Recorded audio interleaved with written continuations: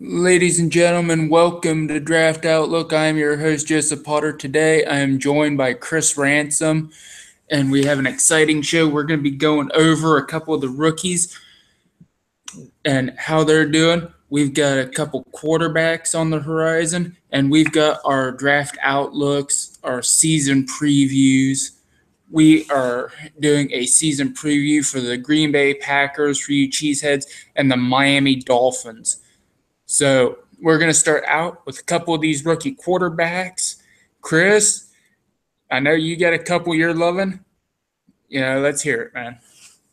Yeah, with the two rookie quarterbacks, I focused on the two first-rounders not named Mitchell Trubisky. And those quarterbacks were you're going to talk about Kaiser, but Patrick Mahomes and the other quarterback, Deshaun Watson. Now, Patrick Mahomes had another dominant game for the second week in a row. He's been going through progressions in practice. He has been progressing at a far faster rate than either one of us could have anticipated. And he was the only QB in the 2017 draft that I gave a potential grade of 90 or higher to, because I just really liked a lot of his tape, and we pinpointed him very early in the process, along with Kaiser and Watson last year. I remember the quarterback show we did on our podcast in September. We said it was a pretty bad class outside of Watson, Kaiser, Mahomes. We gave Trubisky the silent treatment before his emergence, and a lot of the senior quarterbacks just blipped up on the radar like pop-up ads because it was just wide open after that. But focusing on Mahomes, he had another dominant game.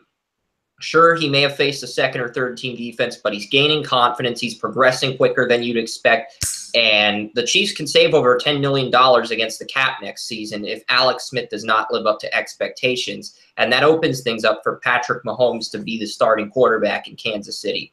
And with the Chiefs getting a tough schedule, like I speculated on a previous episode, you can check out the Chiefs-Cowboys show if you want to get my thoughts on the Chiefs. But Mahomes, I think he's going to come in at Week 7 against Denver on Monday Night Football, and the Chiefs are going to start 2-5, and Mahomes is going to take them to the playoffs. That's been my bold Chiefs prediction. Him or Kareem Hunt's going to win a starting job, and they're going to take the Chiefs to the playoffs. So I'm really looking forward to what Mahomes did. Now, Deshaun Watson, he showed a lot of promise in his first preseason game.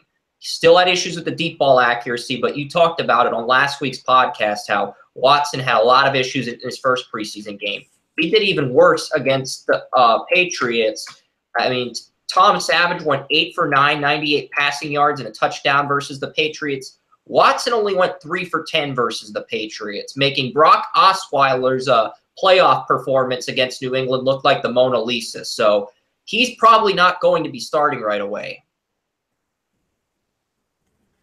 Yeah, and what about now, that brings up a theme that I'm seeing from a lot of these quarterbacks. The one thing that we were expecting them to progress like regular rookie quarterbacks do.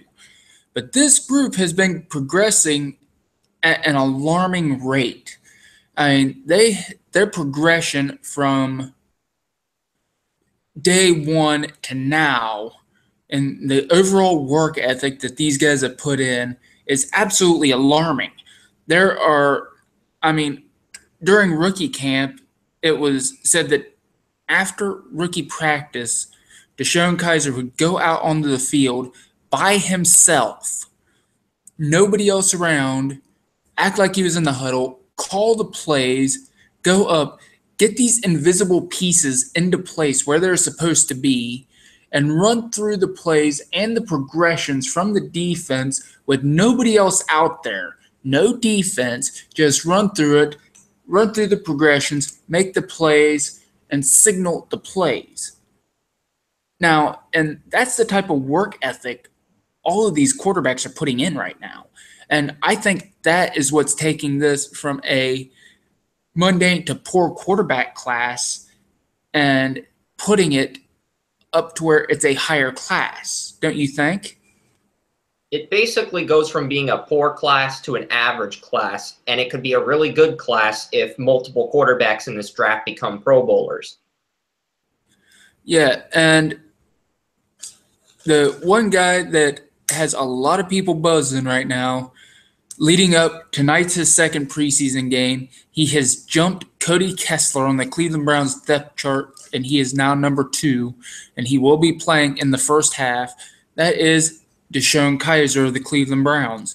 Now, I watched some more of his tape from the game, watched some other people break down some stuff. I broke down some more stuff. And what is really now is on a lot of plays, he still has a stride that is far too long. He's got the arm strength. He's getting the ball where it needs to be. But at the same time, his stride, a lot of times you'd think he was an Olympic runner because he's just got this – he's got a huge frame and he has this naturally long stride. When he shortens it up, his throws are beautiful. When he's long, he still gets the ball where it needs to be, but it's not quite as nice. The whole – and tonight, he goes through his second game. He's going to be playing – last week he played with the third-teamers. This week he's going to be playing with the second-teamers. A lot with the first team. He was splitting first-team reps with Brock Osweiler again this week. So he's going to be continuing to split reps, and he may even get a series with the first string. So after this game, we're going to get an extremely clear picture of where he is as a player on that depth chart at the moment. Now, in that respect, Chris, I want to ask you, where do you see DeShone Kizer at this moment as a player? I see him as a borderline starter, but I said the same thing about Cam Newton coming into the 2011 draft, and Cam Newton basically just went into this swagger mode. He broke records, and he basically pulled the up yours ransom card. So maybe Kizer will have the same effect. I don't know if he'll take off like Cam Newton did, but we'll see. Because right now, Kizer shows a veteran-like uncanny ability, unlikely comfort within the pocket. He looks like a 5-year veteran standing in the pocket.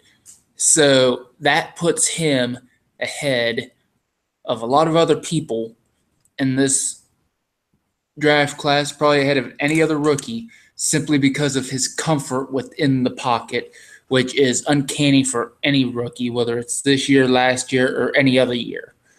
And in that said, about the work ethic of this class with the rookies, Kizer, Mahomes, and Watson have all gotten reps on the first team. Like, they were giving Mahomes some first team looks in practice. They're not doing that in the game yet, but they're comfortable enough to this point with his development where they're willing to give him a few first team reps, like 5 to 10, maybe 15, just to get him acclimated in the system. They still want to start Alex Smith. They've already made that determination, but they still want to give Mahomes those reps so that he gains more confidence. And even though he's gained that confidence and he's fired a lot more deep balls than Kizer, he's thrown some short, medium passes too. The other thing is he's ran out of the pocket more when making those throws. So he hasn't really made any bad decisions yet, but at the same time, teams are going to talk. They're going to wonder. He made this throw with 1 foot in the air and still got a completion by throwing on the run. So you look at those 3 quarterbacks, they're getting first-team reps. I think Mitchell Trubisky's the only quarterback that hasn't gotten first-team reps, and that's the guy that the Bears traded up for. Yeah, and talking about throwing from the pocket, I'm going to probably give the biggest surprise of this entire group, and that is Buffalo Bills' Nate Peterman. Peterman, from the pocket, has been short of outstanding. He has stood in the pocket like Kizer, probably not as comfortable as Kizer, but he looks extremely comfortable there. He's throwing on target, extremely accurate, showing good arm strength, getting out of the pocket. When the pocket collapses, he finds holes. He's running. He's not keeping his eyes up as well as Kizer does, because Kizer's always got his eyes up when he's moving around the pocket, where Peterman's not doing that yet. But as far as the pocket goes, getting out of the pocket, get 10 yards a run, get a first down on a pass, and just looking like he belongs there. Right now, Nate Peterman is looking like an NFL quarterback. Like, he is going up there. He looks like he's preparing to start rather than preparing to be a backup. And what do you think about Nate Peterman right now, Chris? Nate Peterman is I think it was Evan Silva who reported that the Buffalo Bills were looking to trade both. It was Evan Silva of Roto World. He reported last week that the Bills were looking to trade both LaShawn McCoy and Tyrod Taylor last week, and they've even reached out to teams for offers to see if they can try to get a third, first, or third, second round pick. Like, they've actually reached out to teams about getting those players. So if that is true, I don't think it is, but if that is true, then the Nate Peterman regime could be coming sooner than we anticipated, Joey. Yeah, and something you need to realize about Nate Peterman is that right now, Nate Peterman is probably in a great position because Tyrod Taylor is basically a one-year deal. So the way it has been restructured. So even if Peterman doesn't start this year, the way he's going right now, he will be primed to start next year with very little difficulty. Yeah, and maybe a team like the Buffalo Bills with all those picks, they should. No, I'm saying next season the Bills should try to build around Peterman instead of focusing on a quarterback early. That's basically what I'm saying, Joey, is that they should focus on getting a guy like Nate Peterman and then building around Peterman. So instead of taking a QB in the first round, build around Peterman, get another corner, get another receiver, take your time get this team and roster as right as possible. And if things don't work out with Peterman, you can get a QB like Jacob Eason, the sophomore entering Georgia in 2019. Just wait and see how things play out. Just give Peterman a shot if you think he's the guy. Yeah, and I agree. If you think he's the guy, at some point you're going to have to get him in there. And I don't know what was going on in the background there. I don't know if it was on your side. I just looked at my side. I was retweeting your show for you, and I heard my voice like 5 seconds. Oh, okay. I exited Twitter. I gave you the support, and then I exited Twitter to make sure that didn't affect the show. Oh, okay. I got you. Yeah, because I know it had a little feedback there. I wasn't sure what was going on. I didn't know if it was your side or somebody had decided that they wanted to pop in and join the conversation or what was going on here. And, speaking of the rookies and the quarterbacks this year, we're going to move on for the moment because we still have a lot to cover here. We're going to move on to the Green Bay Packers. Now, the Packers are an interesting team. They are probably the favorite or one of the top 3 favorites to get to the Super Bowl this year. They're a team that had no first-round picks, but a pretty good draft. They drafted Josh Jones, Kevin King, Montavious Adams, defensive tackle, safety, and cornerback. Yeah, Vince Beagle, who I thought was a great pick, Jamal Williams, who is injured right now at running back, who I think is going to make a big difference. Then you look at the overall stats right now. They're just running roughshod at the moment, as the Packers usually do offensively. But at the same time, what is left for him at the moment? The Aaron Rodgers is going to be coming in here. So far, Jamal Williams has not done much in the running game. Running game hasn't done much. Still preseason. Not too worried about it. Yeah, we'll figure out more later. But Aaron Rodgers, what more can you say? Last year, he had 40 touchdowns, 7 interceptions, 4,428 yards, completely dominating. In 2013, he only started 9 games, but other than that, he's had 4 of the last 5 years without missing a start. The 2 years in 2011, 2010, he only missed 1 start each year. 2 years before that, didn't miss a start. He's just 65% completion percentage, 60% completion percentage, 65, 66, 67, 68, 65, 64, 63, 71. Just going back, and that's going back to 2007. You know, he is. What more can you say about this guy? A guy who was expected to go number 1 overall, slid all the way to Green Bay, spent 3 years on the bench behind Brett Favre, took over in 2008, and may very well be the best quarterback in the NFL today, maybe the best quarterback in the NFL over the last decade. And yes, I don't think he's a system quarterback like Tom Brady is, but yeah, you can have that debate for another time. He may very well be a Hall of Famer, and if he gets any help at all from this team, he could end up being the MVP, and he may even carry them to the Super Bowl for another Super Bowl championship. As far as getting help, what's he got at wide receiver? He's got Randall Cobb coming back. He's got Jordy Nelson coming back. He's got Devontae Adams coming back. He's got a little bit of new help with Geronimo Allison, Jeff Janis, Trevor Davis, D'Angelo Nancy, who's a rookie, Malachi Dupree, who's a rookie. His offensive line is looking strong. Corey Lindley, who was a backup last year, coming back, and he's comfortable. He's played with Favre quite a bit.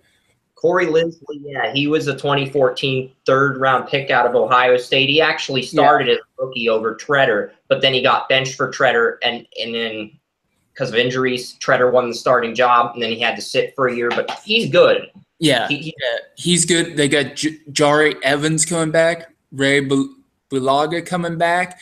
I mean, the offensive line looks solid. The tight end, they've got Martellus Bennett coming in. They got Lance Kendricks. And then they've got Richard Rodgers as a depth player. Richard Rodgers, their starting in for last year, he's now on 3rd string, and then their backup is on 4th string. So they're pretty deep at tight end. As far as playmakers go, this might be the deepest supporting cast Aaron Rodgers has. I'm just not a fan of Lane Taylor at left guard and Jari Evans at right guard. That's my only complaint about this Packers team. And the last 2 years, I like Evans at right guard. Taylor's a kind of a mystery to me. I don't know what he's gonna come up with. Do you know much of anything about him at the moment? No, not at the moment, but I just feel like he's one of these players that they can replace. And if teams have good players in the 5 technique or good defensive tackles, I think they'll be able to get more pressure on Aaron Rodgers this year than they have in previous seasons, because you can make – Aaron Rodgers turns 34 in December this year, and there's still 6 or 7 quarterbacks in the NFL currently ahead of him in all-time passing yards. Breeze, Brady, Eli Manning is 8th in passing yards, approaching Warren Moon's record. Ben Roethlisberger's 10th, Rivers 12, Carson Palmer 14. Even Matt Ryan, the guy who emasculated the Packers in the NFC Championship, has more passing yards than Rodgers. So that's why people are going to debate whether or not Rodgers is a Hall of Famer. And I think you could even debate is Aaron Rodgers going to peak this season because of the supporting cast on the offensive line. I'm going to say no, but at the same time, it could go either way. He could peak this year and have a down year, because 4,000 yards, 40 touchdowns, 7 interceptions, that's a lot. And at the same time, Rodgers could end up playing till he's 40, like Tom Brady, maybe even 45. So yeah, and I know we were talking about Taylor Lane, and we're talking about the offensive line. They've got an offensive lineman as a backup, a rookie that I was high on, we got Kofi Amici that's going to be back there. He's coming up. So if Taylor Lane goes down and Amici continues to impress, guess what? Michi's going to be in there at left guard. Is it Kofi Amicia? It's Amicia. Yeah. He's Yeah. South Florida. He's a South Florida guard.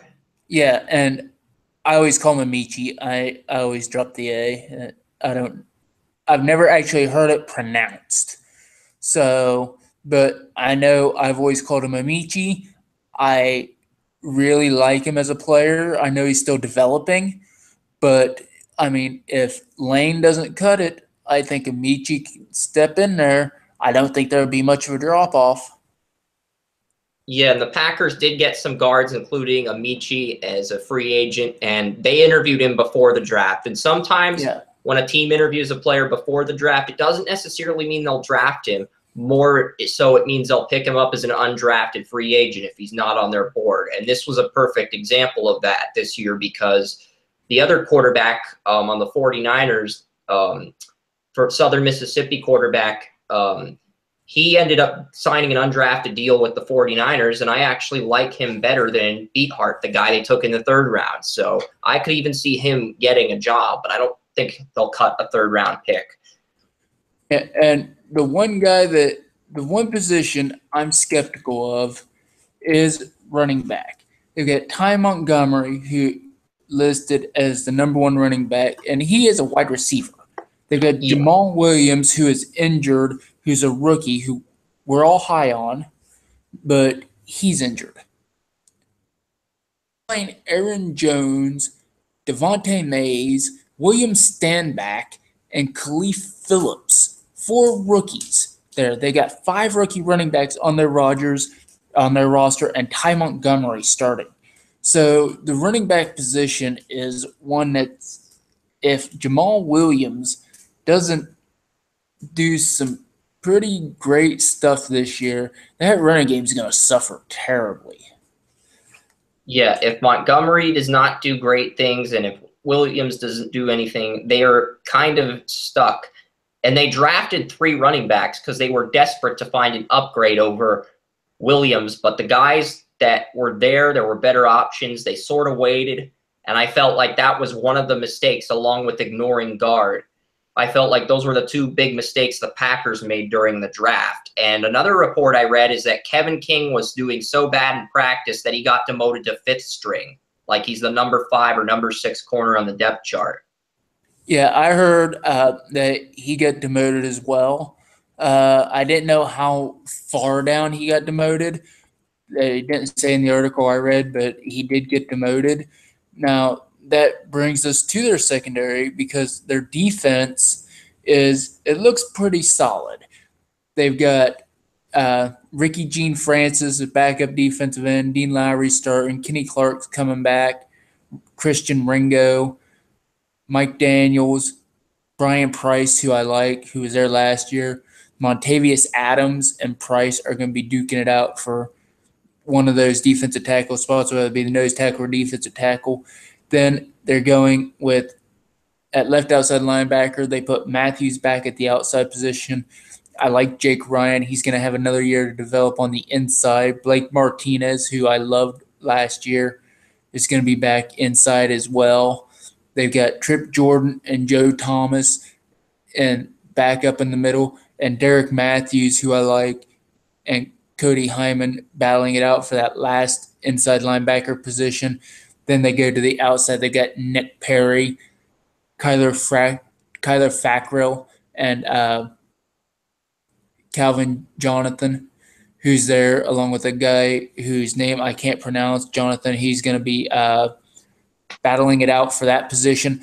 And then I really like some of the cornerbacks that are there. I think that's actually the issue with the team because I love the front 7. You mentioned all the guys, but yeah, the secondary, I found out when doing my Packers season preview that heading into the preseason, their #1 corner was Devon House, the guy that left Jacksonville. He's their #1 corner. They moved Rollins from a backup role to the boundary, and they've moved they demoted Demetrius Randall from a number one corner role, which he's excelled at for the last 2 years, to the nickel. So they've demoted Randall. They're putting Rollins in the lineup next to Devon House, and they've got Ladarius Gunter as a backup set to play the dime in 4 corner sets. Dimitri Goodson is ahead of Kevin King on the depth chart, and then they have Donatello Brown as the number 6 guy. So Kevin King is actually the number 7 guy on this depth chart. So he's done a lot worse than people think. I actually think their pass defense got worse, not better, despite all the additions they made. Well, I'm looking at the depth chart now, and it has I really like Gunter. Don't know why, I can't explain it to you, but I do. I loved Quentin Rollins coming out. He's played some safety, he's played some corner, and I think putting him in there, he's a ball hawk, putting him in there. I think that their interceptions are going to go up this year. Plays might also go up, but I think their interceptions and turnovers will go up. It's Demarius Goodson, or Dimitri Goodson. Dimitri Goodson, because I can't read, is on the physically unable to perform list. And right now, so Kevin King might be behind him, but technically he's still going to get those reps that Goodson would have got. In 5 cornerback sets, he might get a few reps there if he can Donatello Brown. Because I want you to think about this. 1, 2, 3, 4, 5, 6, 7, 8, 9, 10, 11 cornerbacks on their roster right now. It looks like the Browns over the last 2 years trying to figure out, hey, what cornerback combination actually works? Because there are so many corners on here right now. In comparison, you have strong safety. You have Josh Jones listed as the 2nd, which I love. You have Morgan Burnett as the number 1 strong safety. The free safety, you have Clinton Dix, who's probably going to break out this year. You have Kentrell Bryce and Jermaine Whitehead, Aaron Taylor, the rookie. So in comparison, you have 7 you have 7 safeties, but you're only expected to keep 4 of those safeties. Expect 3 of them to go onto the scout team. Or the practice squad. Morgan Burnett, Clinton Dix, and Josh Jones are the 3 safeties that pretty much have their roster spots locked up. And then you've got 4 other safeties competing for 1 roster spot. Yeah, and I expect Kentrell Bryce to take that spot. And I really, as much as you got to wonder about the cornerback position, I really like the safety position. Yes. I like the number 2 corner position with Quentin Rollins. They were 32nd in pass defense last season, so and they had more depth. I felt like they had more options last year than they did this year, but they're at corner, but they're 32nd in pass defense. They've got to improve on that, and I'm not sure if they will, because they got a lot of corners. I just don't trust House as the number 1 corner. I don't know why, but he was great in Green Bay. He sucked in Jacksonville. I'm in arms about it. Maybe I'll be wrong. I think this is a team that will be very suspect in man and zone coverage, but they could also be a team that gets a lot of turnovers. Like, they could be a team that's top 15 in turnovers, maybe top 10 when it comes to getting interceptions, but they're also going to be a team that's in the bottom category when it comes to pass defense. That's sort of what I expect with Green Bay this year in terms of their secondary, Joey. Yeah, I expect the Green Bay Packers to give up a lot of big plays, but I also expect them to get a lot of turnovers. And you know that offense is going to generate a lot of turnovers into a lot of points. So for every turnover, I expect Rollins to get at least 5 interceptions. I expect House to get a couple interceptions. I don't think House is the world beater at this point in his life, but I expect good things from him. I expect Ladarius Gunter and Demarius Randall to both be able to do good things. Kevin King is right now, I don't know what's wrong with him, but he's going. So I expect that these cornerbacks are going to do some good things, but they're also going to screw up a little bit. I like the safeties. I like what the safeties are doing and how they're set up. So it's going to be interesting to see how the safeties, and especially Quentin Rollins, who's a guy I'm going to be watching closely the type of impact they make. Because I want to talk about the special teams really quick because the only projected starter on the Packers who's a rookie is on special teams. We know Mason Crosby can be money as a kicker, but the current only rookie projected to start is Justin Vogel. He was a top 5 punter in my punter rankings. He went to Miami, Florida. He went undrafted. I had a 7th-round grade on him, and the Packers got him up as an undrafted free agent, and he made so much progress that he's actually expected to start right away as a rookie punter for the Packers. And they've got Jeff Janis back as a kick returner and Randall Cobb as a punt returner. That's something that baffles me a little bit because the Packers have so much depth at receiver. And Randall Cobb is one of those guys that Rodgers depends on, so you're screwed if he gets injured. So I would actually put Geronimo Allison or Malachi Dupree or one of those guys on special teams so that Cobb can just focus on catching the ball, staying healthy, so Rodgers isn't in that jam or that situation. And the special teams coordinator is former Illinois head coach Ron Zook. Yeah, and it's got down here that Quentin Rollins is the number 3 and Trevor Davis is the number 2 when it comes to punt return, and Jeff Janis is number 1 on kick return where Trevor Davis is number 2 and Aaron Jones is number 3. So there's a good chance that Cobb doesn't return kicks this year because they've got some depth in that position. And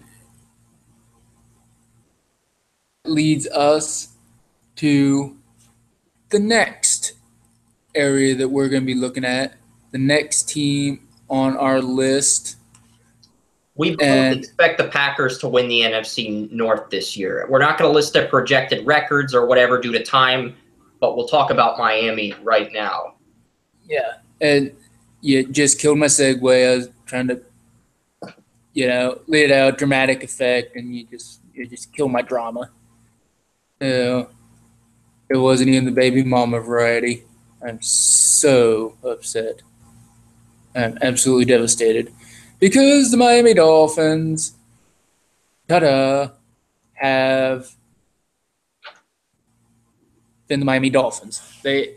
Their rookies have Charles Harris has shown flashes. Raekwon McMillan, I've heard people say he's had a few flashes, but nothing big. Tankersley, I've heard nothing of. Isaac Asiata, I've heard nothing of. This has been one of those things. It was a defensive draft. They drafted 5 defensive players, including 2 linebackers, 2 defensive tackles, a cornerback, and then they drafted Isaac Asiata, which I loved. I thought that was a great pick. And, I mean, they really didn't they didn't really make this huge splash that I was expecting. I mean, they had a really solid draft. Their depth chart I take that back. Raekwon McMillan right now is listed as starting at middle linebacker. Their depth chart reads as J.A.J., who's expected to break out. You mean Ajay? He was on my fantasy team last year. Yeah, I don't know why I called him AJ. A blast from the past when I didn't know how to pronounce his name. Jay Cutler's going to be starting. You got Julius Thomas, who they just got from a trade at tight end. And the Brandon Albert, they gave up a guy who retired to get him. Yeah, well, I'll give him credit for that. That was something. But as far as supporting cast, Kenny Stills, I don't know about. They run a 3-receiver set. I don't know about. They're going to have more receiver depth this year. Oh yeah, Parker's playing like their best receiver right now. Jarvis Landry was the number 1 guy last year, but he's being investigated for a domestic assault thing, so he might get suspended. And then they've got a bunch of other guys for depth. You've got Oriante Carew entering year 2, former Rutgers receiver that you talked about as a sleeper on my podcast a few years ago. Jakeem Grant out of Texas Tech, former Mahomes target. He's making a lot of progress this year. And then they've got Isaiah Ford out of Virginia Tech replacing Griff Whalen. So there's a lot of depth with this roster. Yeah. And the thing is, what I'm looking at right now is Jarvis Landry is going to be cleared of all charges and suspended 8 games. Really? He's going to be suspended for the first 8 games? No, but that's just what I'm expecting. I'm expecting the police to clear him of all charges and the NFL to say, haha, we got you for being cleared or something like that and suspend him. That just seems like the MO that's going around right now. You get cleared, he gets suspended. So that's kind of what I'm got cleared of the texts with his situation, still got 6 games. Yeah, it's like you get cleared. We don't care if you did it or not. We're going to make an example out of you. Let's go with it. And that gets to some news that we'll get to after we get done with the Dolphins. So receiver looks good. Jay Cutler and his Brett Favre tendencies, I don't think there's much difference between him and Favre if you really look at it. But what I can say is that this is probably the best supporting cast he's ever had. He's got a great left tackle in Laramie Tunsil. I think he's going to take the next step this year. You got Ted Larson, who is – we got Ted Larson, who is going to be a good left guard. If Mike Pouncey can stay healthy at center, and even if he can't, Craig Urbick, I think, is going to be pretty good there. Jermon Bushrod, who was once one of the best right guards in the NFL. And then Isaac Asiata, who I mentioned earlier, is going to be in there. Juwan James is going to be at right tackle. And let's face it, James, I was hard on him when he came in as a rookie. I was hard on him his first year. He surprised in his second year. He came up, and he's just one of these guys right now that I think the right tackle and left tackle combination, I think it's going to improve to the point that Jay Cutler's going to have a lot of time. He's got the weapons, as we talked about wide receiver. We got Julius Thomas, who with the right quarterback, he can be dangerous. So we're going to have Thomas in there at tight end and Ajay at running back. Ajay stays healthy, and he's going to be paired with Damian Williams and Kenyon Drake, who is injured at the moment, but he come back strong. I mean, this is a strong Miami offense. Yes, it is. They have a lot of coaches returning as well. Besides Gase, who calls all the plays on offense, they have Sean Jefferson. He was the Lions wide receiver coach when they had Calvin Johnson, and I really liked him. He's a former receiver, played for 13 seasons, and I've always felt like he had the potential to be an offensive coordinator. But if you have him continue to learn under Gase for another few years while developing these guys, and then put him in a position where he can call some plays as a passing game coordinator during practice sessions, the potential for him to be that is there. And then you've also got an offensive line coach who got promoted to the running game coordinator in Chris Forster. But with the Dolphins, I think their biggest concerns at guard. I don't trust Ted Larson. I always sort of perceived him as a journeyman. And the other guy, their other guy, Bushrod, actually regressed, according to a lot of articles I read last season, but he still kept his job. But one thing I'll point out with Ted Larson, I'm not going to bash him too much. If you're the best and you regress, I mean. With Jay Cutler in Chicago last season. That's it. That's all I'm going to say. Before going on injured reserve, he played with Jay Cutler. The end. Yeah, well, here's the thing. You're saying Jermon Bushrod regressed.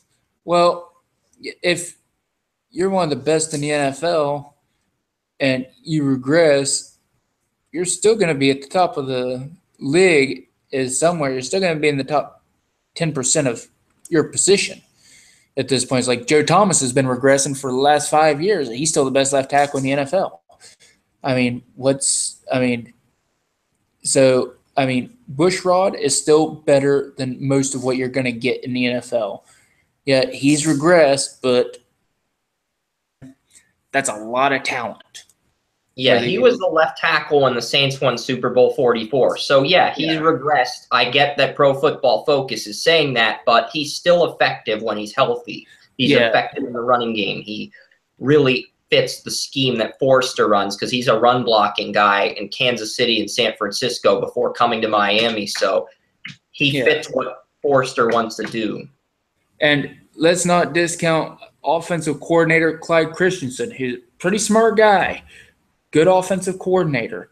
So he's going to come up with something, and he's going to see something in Ted Larson and Bushrod. He's going to look at these, and he's like, okay, they're not quite as good at this, so we're going to do what we need to here to adjust to this a little bit. And he's going to make something work. There's too much talent there for him not to.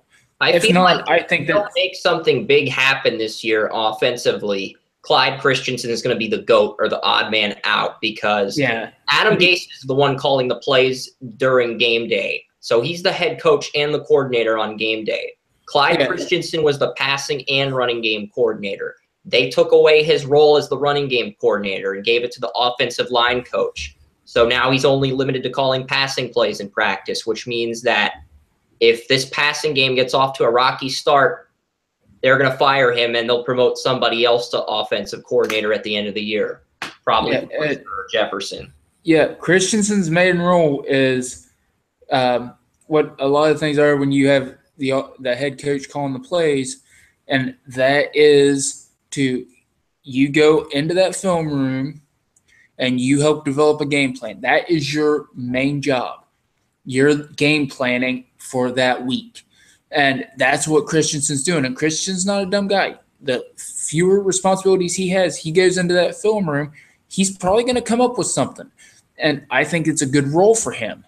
So if he doesn't get in there right now and make this work with as much talent as they have around him, and whether you like him or you don't like him, Jay Cutler's got a lot of arm talent. And you can't make something happen with that. If your game plan cannot work around that situation, then you should be the one that gets kicked to the curb for it because that's your offense. You have one job. Make a game plan. Get it out there. So Gase is not getting fired after everything he did for the Dolphins last year. I mean, his seat is colder than a frozen can of Coors Light out on a fishing lake. Well, alcohol doesn't freeze, so I don't really think it's going to make much of a difference. Might taste better, though. The case of beer with the ice in it is ice cold. That's how cold Gase's hot seat is. Not the best. Ice cold beer. Beer. Yeah, I like that. But moving on anyway, now that you're getting my hopes up, you're going to go to the defensive end, which, speaking of defensive end, you've got Andre Branch, who was jettisoned from the Jags. And then you have Charles Harris, a left defensive end. How long do you think it's going to be until Charles Harris overtakes Andre Branch for that starting defensive end spot? Well, right now, Miami's only starter at the defensive end that's a sure thing is Cameron Wake. I've actually checked their depth chart. They have Andre Branch as the starting 43 right end. I do have his rookie autograph card from a pack of trading cards, but moving on, their backup is William Hayes, the former backup to Robert Quinn on the Rams. He's the backup. They traded a 6th-round pick to the Rams for William Hayes. And they have Charles Harris as the backup 43 left end. And Thomas Coburn's kept saying, he's a Dolphins fan, he's kept saying that they're going to groom him to replace Cameron Wake. They're not going to start him this year. They're going to groom him to replace Wake. And that Branch and Hayes can be solid short-term options. But if Harris is not starting next to Wake, I don't think this is a playoff team. I think that's how much of a difference he is. Because I see Branch, I see Hayes, I see more run stuffers than I do pass rushers. Now, Miami could have a top 10 run defense with these guys, or top 15 run defense now that Raquan McMillan's injured. He's on injured reserve. He's out for the entire year. He got injured in the preseason, and their linebackers coach got promoted to defensive coordinator. So they could be a top 15 run defense. But if Charles Harris is not starting, teams can just double team Cameron Wake or focus on Sue and then just play one-on-one with the other offensive linemen. Well, as we know, Ndamukong Suh is not going to be the best replaced at this point. But then you have Jordan Phillips, and you have a rookie that you are extremely high on listed as a third-string defensive tackle in Vincent Taylor. Do you think that he could potentially, at some point in time, challenge Jordan Phillips for a starting spot, or is he just going to be rotational this year? I feel like Jordan Phillips is going to be expendable at some point because coming into the 2015 draft, I read a lot of scouting reports from people in the draft community, and they said Jordan Phillips is a two-down player. I loved his tape, but once I read the reports that he's a two-down player, I was like, uh-oh. And the Dolphins draft 2 defensive tackles in this draft, not 1. Maybe they've realized that Phillips is a two-down player, and they're going to rotate Vincent Taylor and Devon Godchaux in on third down situations. Because I've also read that Devon Godchaux, the guy they drafted after Taylor, is doing better than Taylor. But I had a top 3 defensive tackle grade on Taylor. So I sort of feel like one of these guys is going to learn under Sue and eventually take over as a starter. And then the other guy is going to be used as a rotational player because Phillips is a pure run stuffer. So they'll probably put one of these guys, maybe Taylor or Godchaux, in on third down situations to rush the quarterback. Maybe they'll put both in, or they'll use a combination to rotate them so they each get a snap a game or something to condition them right. I don't know, but I could see both of them coming in for Jordan Phillips in third down. Yeah, and if I'm going to look right now at their linebacker position to complement what they've got going on in front. You got Kiko Alonso at weak side. You've got Lawrence Timmons, the wily veteran, if you want to call him that, on the strong side. But then you look in the middle. They've got Raekwon McMillan that has had mixed reports, extremely athletic but extremely raw, coming out of camp. And then behind him you have the recently signed Ray Maluga, who was a big disappointment in Cincinnati but has that starting experience in that rough division. So do you expect Raekwon McMillan to continue to start over Ray Maluga? Raekwon McMillan, I've been telling you this 3 times in this episode. Raekwon McMillan suffered a season-ending injury where he tore his ACL in the first preseason game. He's out for the entire season, Joey. So that's why they brought in Maluga. You haven't said it 3 times in this episode. Yes, I did. Not in this episode. You might have done it yesterday. I've said it yesterday. I've said it today, too. He's out for the season. McMillan will not play until 2018. Good. Gives him time to watch tape. So Miami defense is sort of suspect. They might put Timmons at the mic. They might put him at the weak side. But if Maluga's playing middle linebacker, that opens things up for other defenses. I feel like Maluga will probably play the strong side because initially Koamisi was going to play the strong side. He got injured, retired. Then McMillan was forced into the starting role, out for the year. So now you've got Maluga, who's probably going to play the strong side, and Lawrence Timmons, who's been dominant in Pittsburgh over the years. Is he going to suffer from the Joey Porter effect? Joey Porter was this Pro Bowl linebacker for the Steelers, led them to Super Bowl 40, takes a huge contract with the Miami Dolphins, whiffs there, but then retires, becomes a linebacker coach, takes over for Keith Butler after he gets promoted to coordinator, and he's had some success as a linebackers coach, coaching these guys, but he's also had some controversial decisions as a coach as well. So is Lawrence Timmons going to continue to dominate like he did in Pittsburgh, or is he going to suffer from the Joey Porter effect? That's another question. And Alonso's healthy. That question, I'm not sure. And about the Raekwon McMillan thing, Chris, remember, I had to rush off real quick yesterday, so I didn't hear much. All right. Or really, after I rushed off, I didn't hear anything at all. But it's like if I would have heard much, you'd had to say my hearing was extremely good after that. On like Friday after the Browns preseason opener. There's a lot to digest. There is. It's early in the preseason. There's a lot of stuff going on. That's par for the course. It's like with my work schedule being as hectic as it is. It's like I've got a million things running through my head. Today I couldn't even do simple math when I was at Verizon. So, there's a lot of stuff going on in football. There's a lot of stuff going on In our this year. personal lives. But the big thing that I'm looking at right now is I've got two names. I've got Byron Maxwell at cornerback, and then I've got your man, Cordrea Tankersley, sitting there at third string. By midseason, who starts? This is an interesting situation because they still have the same corners from last year starting. They have Maxwell, who I've always felt was a number 2 corner at best, in that number 1 role once again. And they have Xavier Howard as the backup, or not the backup, but the guy across from Maxwell. And I felt like Howard can be the number 1 corner, but they want to develop him for another year. The biggest question is who's going to make that splash in year 2 as the nickel corner. Alteron Werner, they signed him from Tampa Bay, who got cut by the Buccaneers.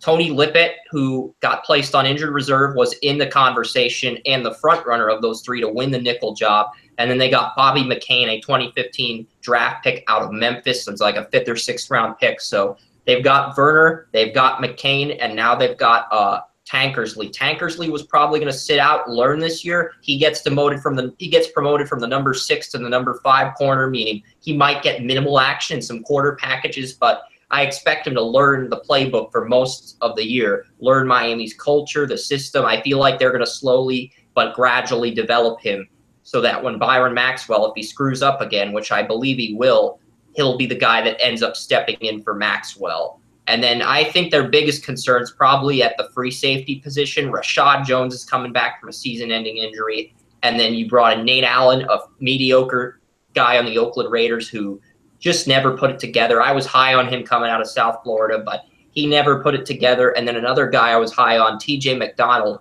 who got promoted to a backup with the Rams. Then he got demoted. So they've got Allen and McDonald as the guys that are going to be free safeties, and I feel like both of them are expendable, and I'm sort of expecting Miami to either get a free safety or guard in the upcoming draft, depending on where they're picking, but that's another topic for another day. I just feel like the cornerback position outside of Xavier Howard and the free safety position are both suspect, and the reason that team finished 15th in pass defense last year was the brilliance and play calling of Vance Joseph. He's gone. He's in Denver now, and the new defensive coordinator is the linebackers coach who got promoted because since Miami got 2 guys from Cincinnati, a linebackers coach named Matt Burke and a defensive backs coach named Vance Joseph, who was named the defensive coordinator. Those were the 2 guys Gase brought from Cincinnati to Miami, and now one of those guys is in Denver as the head coach, and the other is now the defensive coordinator. So Matt Burke, this team is going to focus a lot more on stopping the run because he's a linebackers coach rather than being that team that locks things down logistically with their pass defense. And that's going to cause their pass defense to be extremely suspect this season. Yeah, and I'm a huge fan of Burke, and I really feel like Burke will be – because Burke was one of those guys everybody was talking about a coordinator position before he went with Gase. And then Gase just brought him along and made him that coordinator without him having an interview anywhere else. So I really think that Burke is going to do some good things with this team. And I guess now that we've gone through both Miami and we've gone through Green Bay, Chris, what is your outlook for Green Bay this season? I have the Green Bay Packers at 10-6, winning the NFC North and losing a wild card game as the number 3 seed in the NFC Conference. I actually have them losing to the team they beat in the divisional round before losing the NFC Championship. That's the Dallas Cowboys. That's my outlook for the Packers this season. They coast by due to a weak NFC North, but they get humiliated in the playoffs at Lambeau Field. Yeah, I am of the feeling that Aaron Rodgers will have his best season as a professional the Packers will win the NFC North handedly. I don't believe I know we talked about it earlier. I've done some more research since we did our AFC North thing on TalkShoe, but I am really excited about what Green Bay has been showing.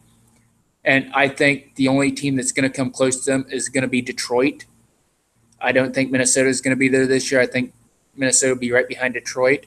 And Chicago, I don't think, has a prayer. I think Minnesota could actually finish in second behind the Lions, but it could happen. The Lions do have a suspect receiving core, but Packers to win the NFC North. That's the bottom line. Yeah, the Packers will win the North. They'll win it handedly. I don't think anybody's going to catch them. That's, like you said, the bottom line. But what is now, knowing the outlook for the Packers, you and I are pretty much on the same page with them through the regular season. What is your draft outlook for the season for the Miami Dolphins? Well, I had the Miami Dolphins initially at 8-8, but the Ryan Tannehill injury, which we didn't really go into great detail about. We talked about how Jay Cutler's got this system, but that mainly happened due to Tannehill's injury. And my Dolphins outlook is that the Miami Dolphins, they go 6-10, and they pick an 8th overall in the 2018 NFL Draft due to having the best strength of schedule among other 6-10 teams. They have a better strength of schedule than the Arizona Cardinals, the Baltimore Ravens. So I have those two teams at 6-10 as well. And I think without Vance Joseph, their pass defense drops off a little bit. The guard play is going to be a suspect. I just don't know what Miami's plan is going to be. I love the coaches they put together on the offensive side of the ball. Gase has done a phenomenal job, but this is a team that if they don't start Charles Harris, I think the pass rush is going to be limited to just Sue and Wake being the guys, and everybody else. Teams will just ignore everybody else, which could be a mistake, but it could also be a pretty predictable way to pick apart this defense. We don't know if Timmons is going to be playing the Mike or the Sam.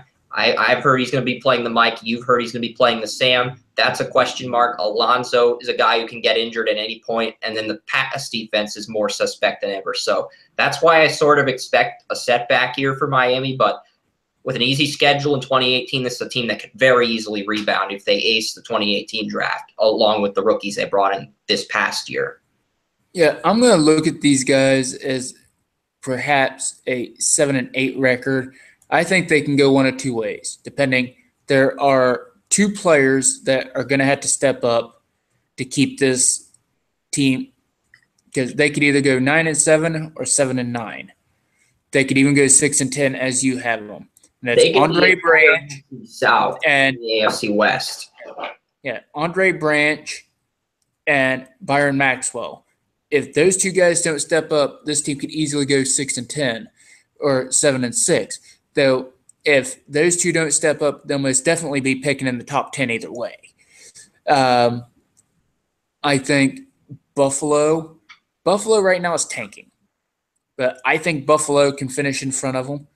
New England's, they've pretty much got this division wrapped up at I this have point. Buffalo finishing in front of Miami as well. I have New England at 15-1. I initially had them losing 2 road games in a row to Buffalo and Miami, but Buffalo's tanking and Miami's Tannehill injury I have them winning those games. And I don't have the audacity to pick the Patriots to go 16-0. So I gave them a loss to the Raiders in Mexico. So the Patriots 15-1, class of the division. Buffalo 7-9, second place, second in the division. Miami, I have them in third place at 6-10, and then I have the 1-15 New York Jets finishing with the worst record in the NFL, beating the Bills on Thursday Night Football to get their only victory of the season.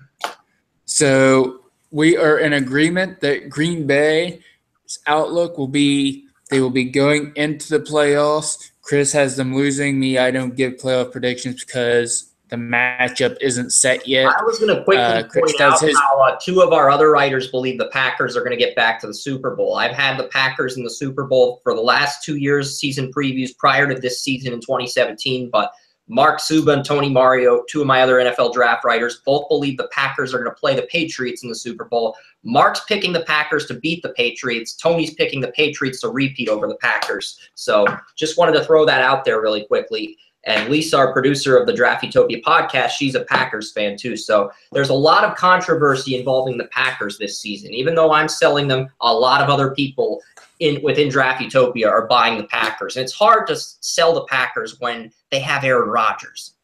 Yeah, and that's the main reason I've kept the Packers as high as I have for so long. I'd love to hear Lisa and Grace's opinions on this at some point. Then Miami, I think we're in agreement there. Their defense is going to keep them from realizing their full potential as a team.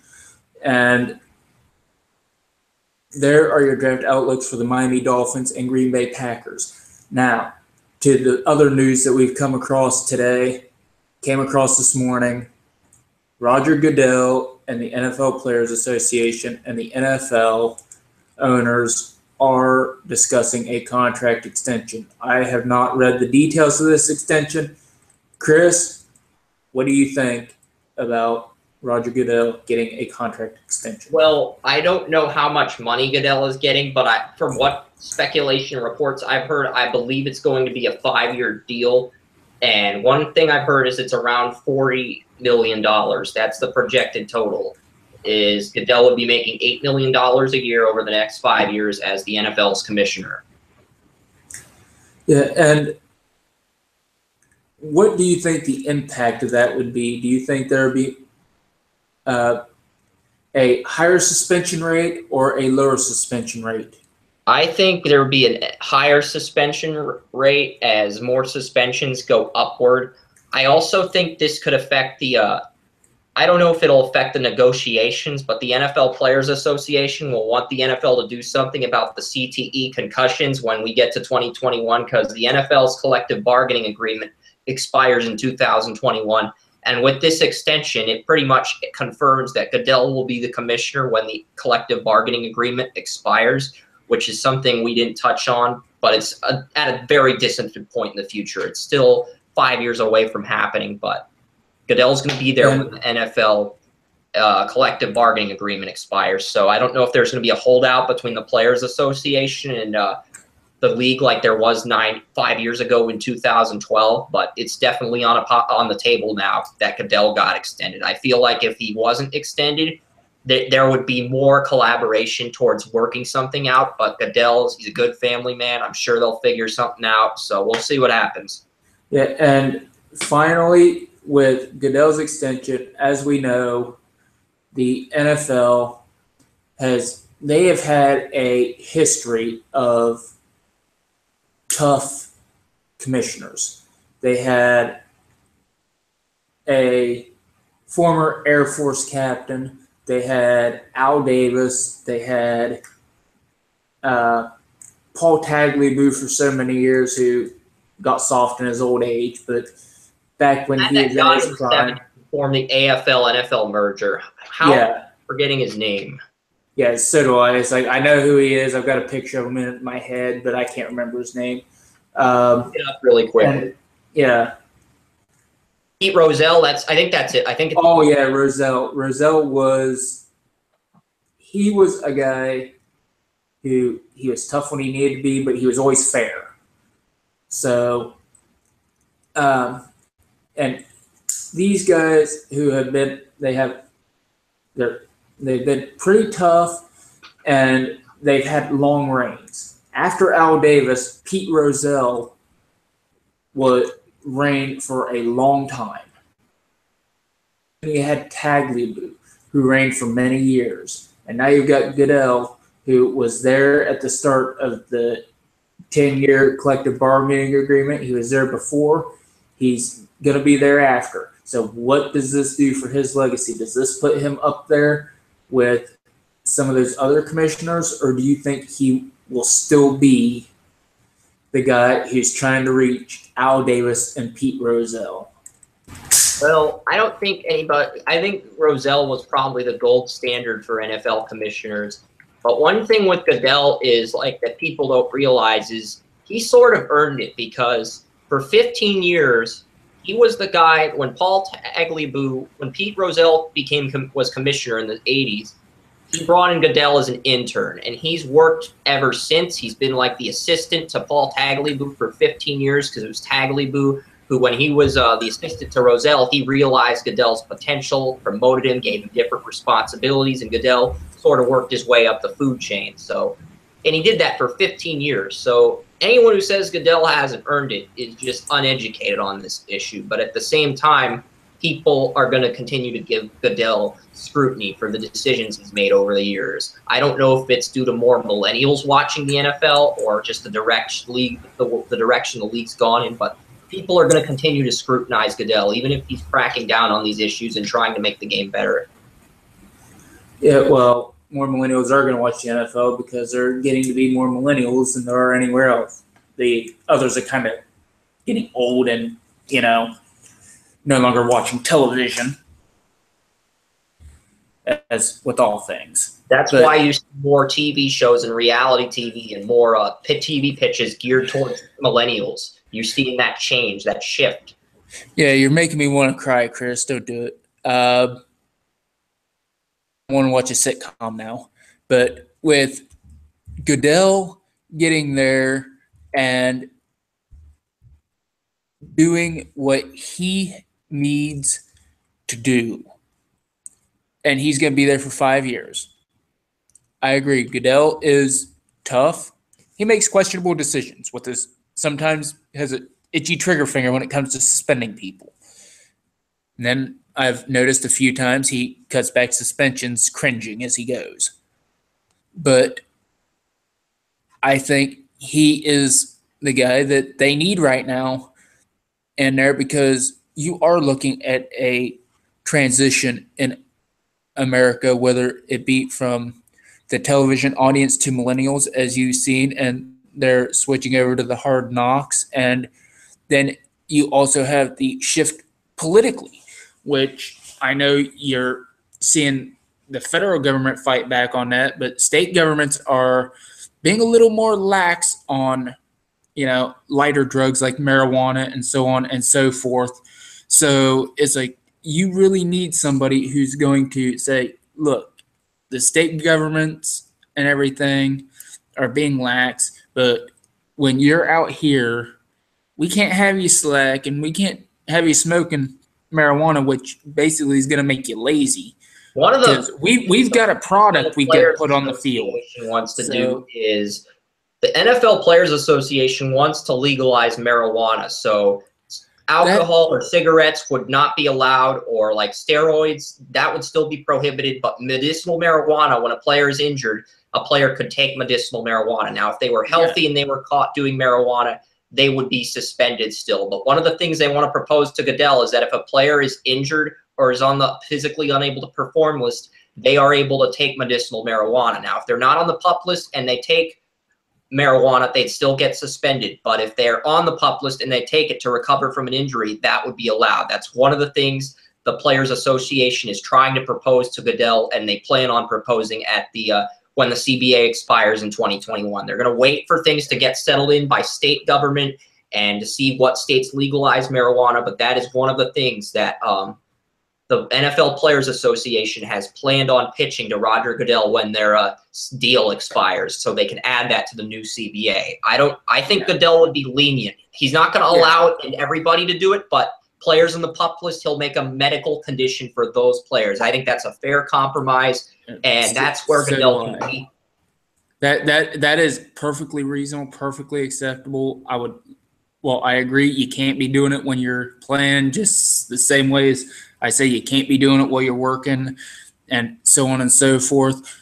I also agree that, it's got medical properties. If it helps them when they're on the PUP list or if they're on the injured reserve or something, hey, get yourself healthy. You're going to help our ratings. You're going to help our business. But I also agree that, like you said, this thing has to settle down. Right now, it's, because there are only 30 states that have legalized it for medical treatment. There are still 20 states. And there are teams in those 20 states that haven't legalized it. You cannot simply say, yeah, it's good to do, yeah, and then the guy gets arrested and then suspended because they broke state law.